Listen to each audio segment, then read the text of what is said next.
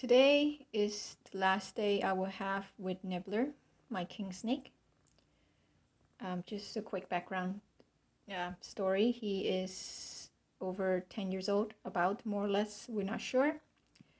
I got him a few years ago, but he was an elderly snake when I got him. He recently, back in August 2020, he had this growth around his tail, showed up almost like overnight. We went to the vet. The first vet couldn't figure out what it was. She just thinks it's a hematoma caused by injury. I took him to a different vet for a second opinion in December, and it was discovered that it is actually a cancerous mass. And based on the location of the mass, we're not able to operate on it and get it out because it's too close to the cloaca. And despite of his diagnosis, the vet felt like he had some quality of life at the time. He still ate and defecated and did what he normally would do and did not show any sign of pain. So we were expecting him to live no more than a year from now, from the time of diagnosis. This past 2 weeks, he missed one meal, and he's a good eater normally, but he missed one meal. And then he ate this past weekend, this Saturday, and then a few days later, the mass grew again. The mass has been growing these past couple weeks, couple months anyway, but not as big as it is now. It's grown even bigger, and you can see it's getting close to his cloaca too. And this time the tail has swollen up. The tail is completely swollen up. I emailed the vet about this, and he's no longer at the clinic, but he believes that the mass has grown to the point where it's pressing against his lymph. And there are now buildup of liquid of some sort in his tail, and he thinks that if this is true, this will cause him great pain. And I can see that in his behavior in the past couple of days. He doesn't want to move much. As you can see, I have the glass door open and he just kind of lay there. He would respond, but he would just lay there. He doesn't want to move. The 2/3 of his body usually just lay there. If he responds, he just respond with his head going like this to check out what I'm doing, but he wouldn't really move from that one spot.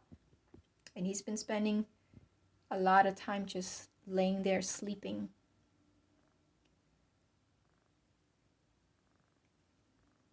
Needless to say, the pain is, now getting to him.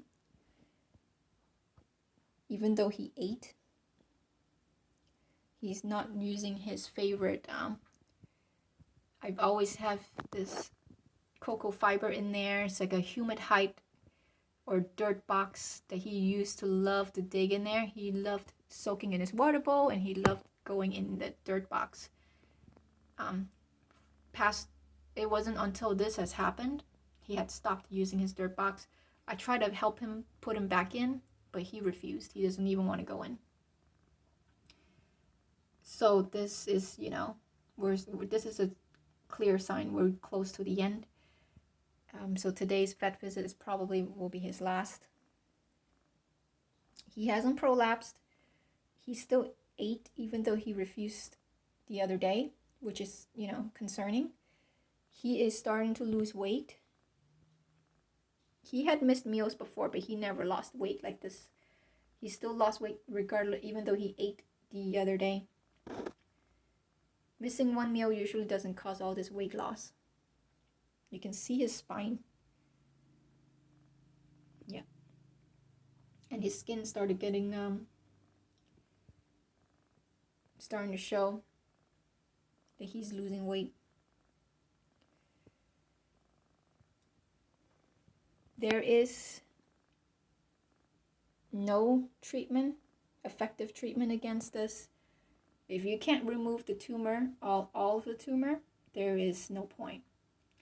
And for him, because of how aggressive this tumor is, chances are even if we removed it, it would regrow in a matter of weeks, maybe in the same spot or more, or a different spot. In addition, he is an older snake. King snakes usually live about 15 years old on average. If he's over 10, he's already close to the end, so putting him through surgery may not be for his own benefit. Regardless, I'm not going to just go in and just like, here, euthanize my snake. I'm going to go in with an open mind. I'll have the vet look at him and confirm what I think it is. If it's something that we can treat him for pain, I would prefer that. Like, I would prefer that he live as painless as possible since he still eats. But if the vet can't relieve his pain or the swelling can't go down, then, it's time for him to go. And I think chances are there's nothing we can do based on the fact that the swelling didn't happen till this growth got bigger. So it is pressing on against something. And because we can't remove the growth, there's the swelling, it probably won't go down.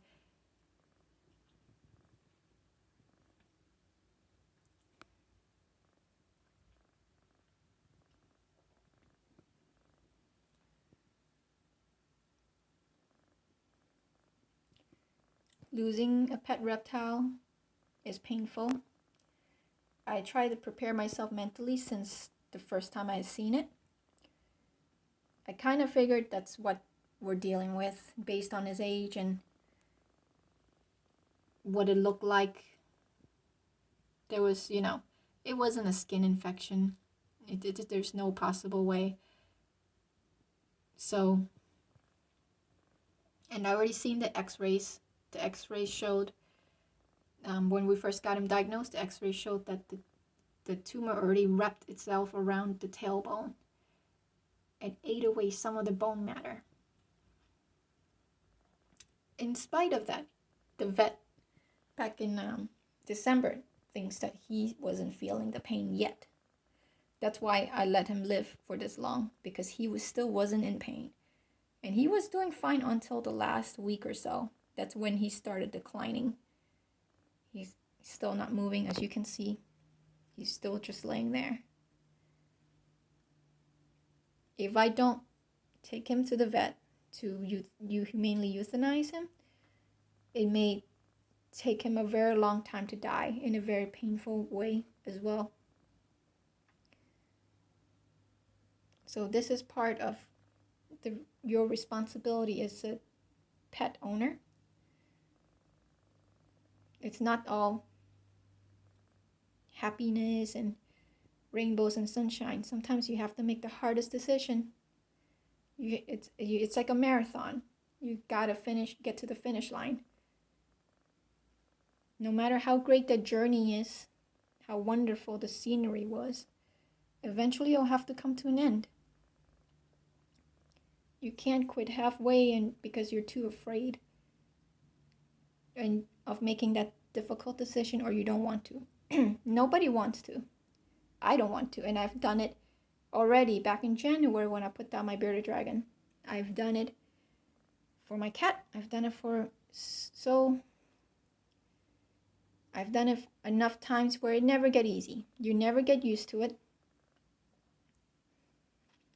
But the alternative is that they suffer in pain till they die. So if they're going to die anyway, you might as well relieve them of pain. It is the ultimate sacrifice, the ultimate step, the last step in ownership, pet ownership will require of you, besides feeding and watering and taking care of your animal. That is part of it. It's part of the contract, part of the commitment. So, sad to say, I will miss him. He is my favorite snake. He was my second. He was my favorite snake, and I guess if it wasn't for him, I would probably had quit keeping snakes because I was just so unhappy with ball pythons. But he was such a good snake that I was able to give it another chance, and since then I had acquired other snakes that I enjoy as well. He shows that snakes are not all snakes are bad. Snakes aren't bad in general, but you can see personality also differs. He's a California king snake that never once nipped me, tried to eat me or anything. Not food aggressive, but a great eater, active, curious, almost like a little bit of intelligence behind those eyes.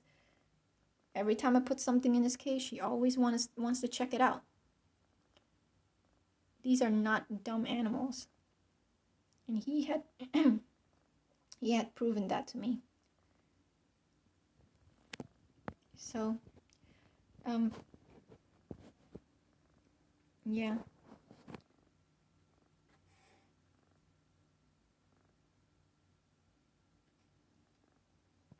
I know that in a weird way, he probably doesn't feel the same about me, because reptiles don't really bond or feel affection for their owners.